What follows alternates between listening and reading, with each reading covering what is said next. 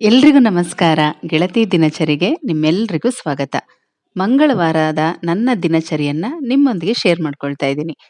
ಪೂಜೆ ಹೊರತಾಗಿ ಯಾಕಂದ್ರೆ ಹೆಚ್ಚಾಗಿ ಪೂಜೆ ಮಾಹಿತಿಗಳನ್ನೇ ನಾನು ಶೇರ್ ಮಾಡ್ತಾ ಇದ್ದಿದ್ರಿಂದ, ಪೂಜೆ ಹೊರತಾಗಿ ಬೆಳಗಿನ ನನ್ನ ಕೆಲಸಗಳೆಲ್ಲ ಏನೇನಿರುತ್ತೆ, ನಾನು ಕೂಡ ವರ್ಕಿಂಗ್ ವುಮೆನ್. ಹಾಗಾಗಿ ನಾನು ಕೆಲಸಕ್ಕೆ ಹೋಗೋದಕ್ಕಿಂತ ಮೊದಲು ಬೆಳಗಿನ ನನ್ನ ಕೆಲಸಗಳು, ನನ್ನ ದಿನಚರಿ ಹೇಗಿರುತ್ತೆ ಅನ್ನೋದನ್ನ ನಿಮ್ಮೊಂದಿಗೆ ಹಂಚ್ಕೋತಾ ಇದ್ದೀನಿ. ಪ್ರತಿದಿನ ಇದೇ ರೊಟೀನ್ ಇರುತ್ತೆ ಅಂತಲ್ಲ, ಒಂದೊಂದು ದಿನ ಒಂದೊಂದು ರೀತಿ ಇರುತ್ತೆ.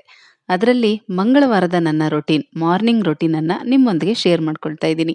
ಇನ್ನು ಯಾರಾದರೂ ಹೊಸಬ್ರು ನನ್ನ ಚಾನಲ್ ಅನ್ನ ಸಬ್ಸ್ಕ್ರೈಬ್ ಮಾಡಿಲ್ಲ ಅಂದ್ರೆ ಸಬ್ಸ್ಕ್ರೈಬ್ ಮಾಡಿ ಸಪೋರ್ಟ್ ಮಾಡಿ.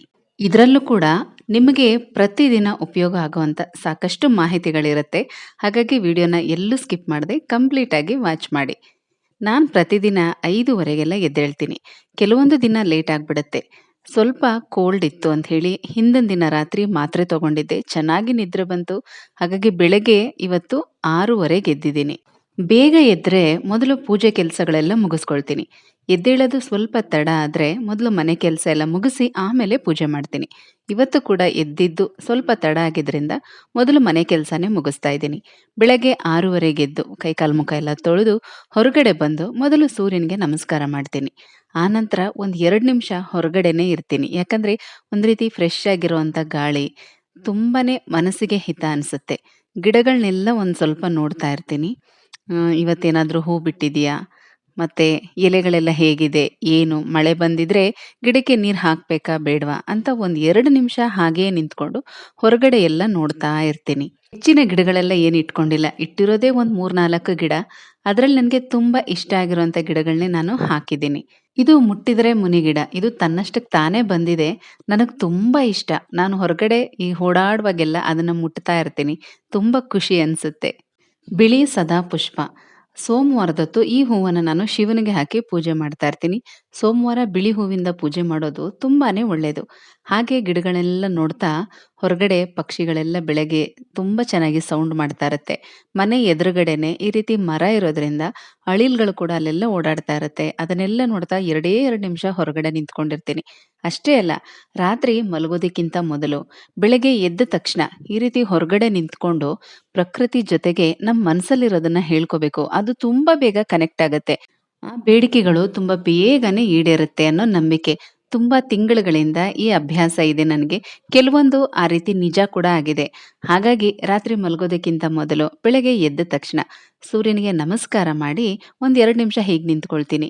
ಆಮೇಲೆ ಮತ್ತೆ ಒಳಗಡೆ ಹೋಗಿ ನನ್ನ ಕೆಲಸ ಶುರು ಆಗತ್ತೆ. ನನಗೆ ಕೆಲಸ ಮಾಡುವಾಗ ನನ್ಗೇನಾದ್ರೂ ಕೇಳ್ತಾ ಅಂದ್ರೆ ಹಾಡುಗಳಾಗಿರ್ಬೋದು, ಈ ರೀತಿ ಸ್ತೋತ್ರಗಳಾಗಿರ್ಬೋದು, ಕೇಳ್ಕೊಂಡು ಕೆಲಸ ಮಾಡೋದಕ್ಕೆ ತುಂಬಾ ಇಷ್ಟ.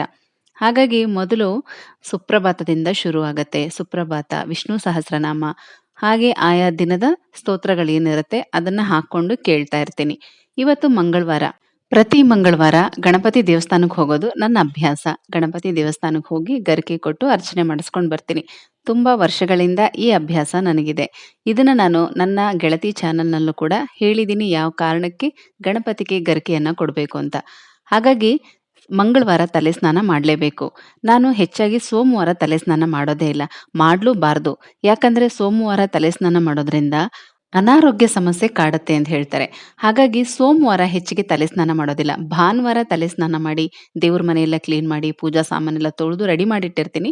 ಸೋಮವಾರ ಸ್ನಾನ ಮಾಡೋ ನೀರಿಗೆ ಒಂದು ಚಿಟಿಕೆ ಅರಿಶಿನ ಹಾಕ್ಕೊಂಡು ಮೈ ಸ್ನಾನ ಮಾಡಿ, ತಲೆ ಮೇಲೆ ಆ ನೀರನ್ನ ಪ್ರೋಕ್ಷಣೆ ಮಾಡ್ಕೊಳ್ತೀನಿ. ನಾನು ಯಥಾ ಪ್ರಕಾರ ಸೋಮವಾರದ ಪೂಜೆನ ಮಾಡ್ಕೊಳ್ತಾ ಇರ್ತೀನಿ. ಮಂಗಳವಾರ ದೇವಸ್ಥಾನಕ್ಕೆ ಹೋಗ್ಬೇಕು. ಆ ಕಾರಣಕ್ಕೆ ಮಂಗಳವಾರ ತಲೆ ಸ್ನಾನ ಮಾಡ್ತೀನಿ.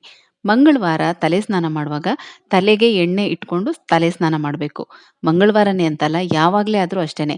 ನಾವು ಹಾಗೆ ನಮ್ಮ ಡ್ರೈ ಹೇರ್ ಮೇಲೆನೆ ತಲೆ ಸ್ನಾನ ಮಾಡಬಾರ್ದು. ಅಂದ್ರೆ ತಲೆಗೆ ಎಣ್ಣೆ ಏನು ಹಚ್ಚದೆ ಹಾಗೆ ತಲೆ ಸ್ನಾನ ಮಾಡಬಾರ್ದು.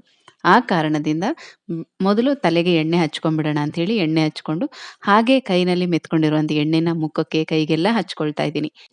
ಈಗ ಕಾಫಿ ಇಡೋಣ ಅಂತ ಅಡಿಗೆ ಮನೆಗೆ ಬಂದಿದ್ದೀನಿ. ಪ್ರತಿದಿನ ರಾತ್ರಿ ತಾಮ್ರದ ಚೆಂಬಲ್ಲಿ ನೀರಿಟ್ಟಿರ್ತೀನಿ.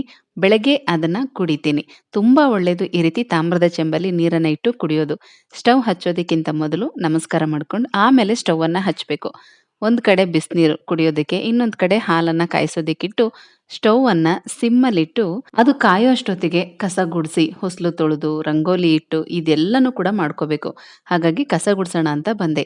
ಯಾವಾಗ್ಲೂ ಅಷ್ಟೇ ಕಸ ಗುಡಿಸೋದಕ್ಕಿಂತ ಮೊದಲು ಬೆಳಗ್ಗೆ ಹೊತ್ತು ಪೊರ್ಕೆನ ಕೈಯಲ್ಲಿ ಇಟ್ಕೊಂಡು ನಮಸ್ಕಾರ ಮಾಡ್ಕೊಂಡು ಮನಸ್ಸಿನಲ್ಲಿ ನಾವು ಇದನ್ನ ಹೇಳ್ಕೊಳ್ಳೇಬೇಕು. ಏನು ಅಂದ್ರೆ ಪೊರ್ಕೆಯನ್ನ ನಮಸ್ಕಾರ ಮಾಡ್ತಾ ಮಹಾಲಕ್ಷ್ಮಿ ದೇವಿನ ನೆನೆಸ್ಕೊಂಡು ನಮ್ಮ ಮನೆ ಮೂಲೆಯಲ್ಲಿರುವಂತ ನೆಗೆಟಿವಿಟಿನೆಲ್ಲ ಗೂಡಿಸಿ ಹೊರಗಡೆ ಹಾಕಿ ಸುಲಭವಾಗಿ ದುಡ್ಡು ಮನೆಯ ಒಳಗಡೆ ಹರಿದು ಬರೋದಕ್ಕೆ ದಾರಿ ಮಾಡ್ಕೊಡಮ್ಮ ಅಂತ ಕೇಳಬೇಕು.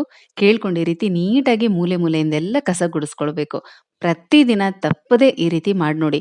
ಇದನ್ನ ಹೇಳುವಾಗ ನಿಮ್ಮ ಮುಖ ಮನೆ ಒಳಗಡೆಗೆ ಮುಖ ಮಾಡಿ ನಿಂತ್ಕೊಂಡು ಹೇಳಬೇಕು. ಯಾವುದೇ ಕಾರಣಕ್ಕೂ ಮನೆ ಹೊರಗಡೆಗೆ ಮುಖ ಮಾಡಿ ನಿಂತು ಹೇಳಬೇಡಿ. ಬೆಳಗ್ಗೆ ಮಾತ್ರ ಒಂದು ಸಲ ಮಾಡಿದ್ರೆ ಸಾಕು. ಖಂಡಿತವಾಗ್ಲೂ ಇದು ನಿಮಗೆ ವರ್ಕ್ ಆಗತ್ತೆ. ಪ್ರತಿದಿನ ಯಾವುದಾದ್ರೂ ರೀತಿಯಲ್ಲಿ ನಿಮಗೆ ದುಡ್ಡು ಸಿಗ್ತಾ ಇರತ್ತೆ. ಇದನ್ನ ಒಂದ್ಸಲ ನೀವು ಟ್ರೈ ಮಾಡಿ ನೋಡಿ. ಈಗ ಕಸ ಎಲ್ಲ ಗುಡಿಸಿ ಆದ ನಂತರ ಹಾಗೆ ಅಡುಗೆಗೂ ಕೂಡ ರೆಡಿ ಮಾಡ್ಕೊತಾ ಇದ್ದೀನಿ. ಹಾಲನ್ನ ಕಾಯಿಸಿಟ್ಟಿದ್ದೀನಿ. ಮನೆಯವರೆಲ್ಲ ಇನ್ನೂ ಎದ್ದೇಳೋದು ಸ್ವಲ್ಪ ತಡ ಆಗತ್ತೆ. ಅಷ್ಟರಲ್ಲಿ ಅಡುಗೆಗೆ ರೆಡಿ ಮಾಡಿ ಇಟ್ಬಿಡೋಣ ಅಂತ ಹೇಳಿ ತರಕಾರಿ ಕಟ್ ಮಾಡ್ತಾ ಇದ್ದೀನಿ. ಕುಕ್ಕರ್ನಲ್ಲಿ ಇಟ್ಬಿಟ್ರೆ ಆರಾಮಾಗಿ ಕುತ್ಕೊಂಡು ಕಾಫಿ ಕುಡಿಬೋದು. ಹಾಗಾಗಿ ಬೇಗ ಬೇಗ ತರಕಾರಿ ಎಲ್ಲ ಕಟ್ ಮಾಡಿ ಹಾಕ್ತಾ ಇದ್ದೀನಿ. ಬೆಳಗ್ಗೆ ಟಿಫನ್ಗೆ ಉಪ್ಪಿಟ್ಟು ಮಾಡ್ತಾ ಇದ್ದೀನಿ. ಮಧ್ಯಾಹ್ನಕ್ಕೆ ರೈಸ್ ಮತ್ತೆ ನುಗ್ಗೆಕಾಯಿ ಸಾಂಬಾರ್. ಅದ್ರ ಜೊತೆಗೆ ಬೀಟ್ರೂಟ್ ಪಲ್ಯ. ರಾತ್ರಿ ಅಂಗಡಿಯಿಂದ ಬಂದ ಮೇಲೆ ಅಂದ್ರೆ ನಂದು ಟೈಲರಿಂಗ್ ಶಾಪ್ ಇದೆ. ನನ್ನ ಶಾಪಿಂದ ಬಂದ ಮೇಲೆ ಚಪಾತಿ, ಗ್ರೇವಿ ಅಥವಾ ಯಾವುದಾದ್ರೂ ಪಲ್ಯ ಇದನ್ನ ಮಾಡ್ಕೋಬೇಕು. ಇದು ನನ್ನ ಡೈಲಿ ಅಡಿಗೆಯ ರೊಟೀನ್. ನನಗೆ ಬೆಳಗ್ಗೆನೆ ಟಿಫನ್ ಜೊತೆಗೆ ಅಡಿಗೆ ಕೂಡ ಆಗ್ಬಿಡ್ಬೇಕು. ಎಷ್ಟೇ ಕಷ್ಟ ಆದ್ರೂ, ಏನೇ ಕೆಲಸ ಇದ್ರೂ ಬೆಳಗ್ಗೆನೆ ಟಿಫನ್ ಜೊತೆಗೆ ಅಡಿಗೆ ಕೆಲಸನೂ ಮುಗಿಸ್ಬಿಡ್ತೀನಿ.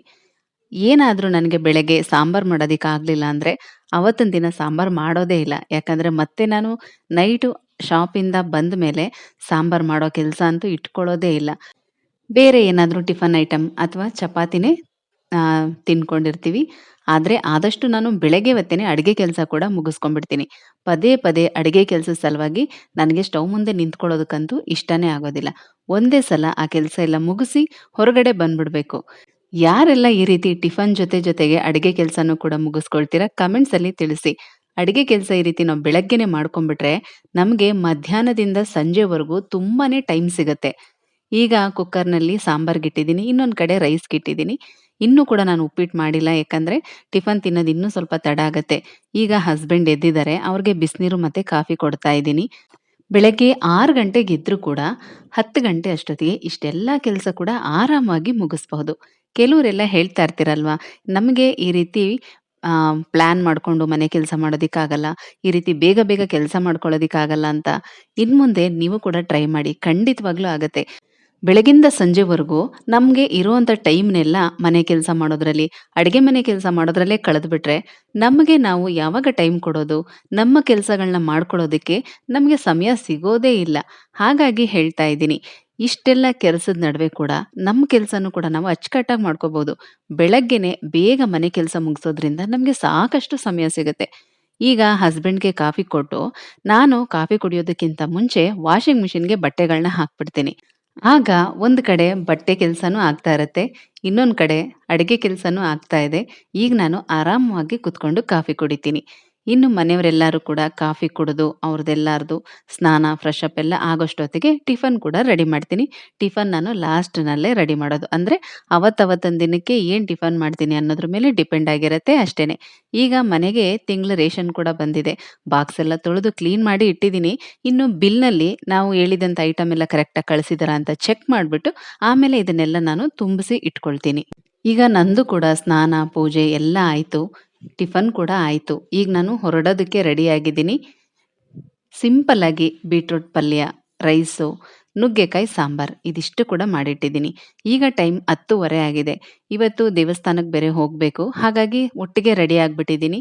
ದೇವಸ್ಥಾನಕ್ಕೆ ಹೋಗ್ಬೇಕು. ಅಲ್ಲಿಂದ ಸ್ವಲ್ಪ ಹೊರಗಡೆನೂ ಕೂಡ ಕೆಲಸ ಇತ್ತು. ಅದೆಲ್ಲ ಮುಗಿಸ್ಕೊಂಡು ನಾನು ಅಂಗಡಿಗೆ ಹೋಗೋಷ್ಟೊತ್ತಿಗೆ ಮಧ್ಯಾಹ್ನ 2 ಗಂಟೆ ಅಂತೂ ಆಗೇ ಇರತ್ತೆ. ಹಾಗಾಗಿ ಈಗ ಹೊರಡ್ತಾ ಇದ್ದೀನಿ. ಹೋಗ್ತಾ ದಾರಿನಲ್ಲಿ ಗರಿಕೆ ಮತ್ತೆ ಮಲ್ಗೆ ಹೂವನ್ನ ತಗೊಂಡ್ ಹೋಗಿ ಗಣಪತಿ ದೇವಸ್ಥಾನಕ್ಕೆ ಕೊಟ್ಟು ಅಲ್ಲಿ ಅರ್ಚನೆ ಮಾಡಿಸ್ಕೊಂಡು ದೇವ್ರ ದರ್ಶನ ಮಾಡ್ಕೊಂಡು ಹೋಗ್ತಾ ಇದ್ದೆ. ಪ್ರತಿ ಮಂಗಳವಾರ ಈ ರೀತಿ ಮಾಡಬೇಕು. ಗಣಪತಿಗೆ ಗರಿಕೆಯನ್ನು ಕೊಡೋದ್ರಿಂದ ತುಂಬಾ ಒಳ್ಳೆಯದು. ನಮ್ಮ ಯಾವುದೇ ಕೆಲಸಗಳು ಅರ್ಧಕ್ಕೆ ನಿಲ್ಲುತ್ತೆ ಅನ್ನೋದಾದ್ರೆ, ಅಥವಾ ಹೊಸ ಹೊಸ ಕೆಲಸಗಳನ್ನ ನಾವು ಪ್ರಾರಂಭ ಮಾಡಬೇಕು ಅಂತ ಅನ್ಕೊಂಡಿದ್ರೆ, ಆ ಎಲ್ಲ ಕೆಲಸಗಳು ಕೂಡ ನಿರ್ವಿಘ್ನವಾಗಿ ಆಗತ್ತೆ. ಅಷ್ಟೇ ಅಲ್ಲದೆ ರಾಹು ದೋಷಗಳೇನಾದ್ರೂ ಇದ್ರೆ ಅದು ಕೂಡ ನಿವಾರಣೆ ಆಗ್ಬಿಡತ್ತೆ. ಹಾಗಾಗಿ ಗಣಪತಿಗೆ ಗರಿಕೆ ಕೊಡೋದು ತುಂಬಾನೇ ಒಳ್ಳೆಯದು. ಇದಾಗಿತ್ತು ನನ್ನ ಮಂಗಳವಾರದ ದಿನಚರಿ. ನನ್ನ ಮಾರ್ನಿಂಗ್ ರೊಟೀನ್ ಹೇಗಿತ್ತು? ಇದರಿಂದ ನಿಮಗೇನಾದ್ರೂ ಉಪಯುಕ್ತ ಮಾಹಿತಿ ಸಿಕ್ಕಿದೆ ಅಂತ ಅನ್ಸಿದ್ರೆ ತಪ್ಪದೇ ಕಮೆಂಟ್ಸ್ ಅಲ್ಲಿ ತಿಳಿಸಿ. ಇನ್ನೂ ಯಾರಾದ್ರೂ ನಮ್ಮ ಚಾನಲ್ ಅನ್ನ ಸಬ್ಸ್ಕ್ರೈಬ್ ಮಾಡಿಲ್ಲ ಅಂದ್ರೆ ಸಬ್ಸ್ಕ್ರೈಬ್ ಮಾಡಿ ಸಪೋರ್ಟ್ ಮಾಡಿ. ಇದೇ ರೀತಿ ಇನ್ನಷ್ಟು ಒಳ್ಳೊಳ್ಳೆ ಮಾಹಿತಿ ಇರುವಂತ ವಿಡಿಯೋ ಜೊತೆಗೆ ಮತ್ತೆ ಸಿಗ್ತೀನಿ. ಹೋಗ್ಬರ್ಲಾ?